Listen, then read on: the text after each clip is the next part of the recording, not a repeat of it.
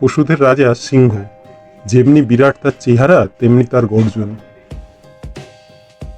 তাকে দেখলে তো বটেই, দূর থেকে তার গর্জন শুনলেই বনের পশুরা ভিড়মি খেত, প্রায় আধমরা হয়ে যেত।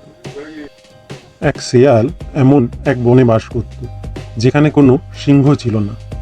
একদিন খিদের জ্বালায় অস্থির হয়ে শেয়াল ঘুরতে ঘুরতে এমন এক বনে এসে পড়ল, যে বনে পশুরাজ সিংহ বাস করত। শেয়াল তখন খাবারের খোঁজে ওই বনে ঘুরছিল। এমন সময় একটু দূরে সিংহ ডেকে উঠল। সেই ডাক শোনা মাত্র শেয়াল ভয়ে কাঁপতে কাঁপতে মাটিতে বসে পড়ল।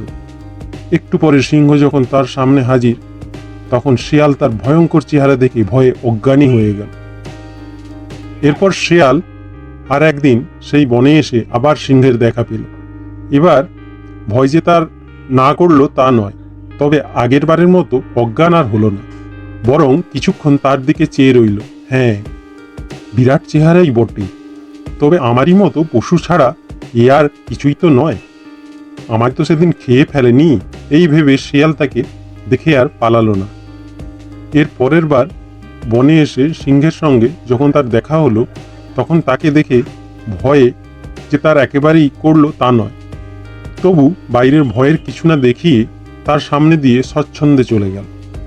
এরপর অবশেষে এমন একদিনও এলো, যখন সে সিংহকে দেখে তাকে কিছুমাত্র ভয় না পেয়ে তার সামনে গিয়ে বলল, কি গো বন্ধু, ভালো আছো তো? এই গল্প থেকে আমরা যে উপদেশটুকু নিতে পারি সেটা হলো, দূর থেকে দেখে অনেক কিছু ভাবা উচিত নয়।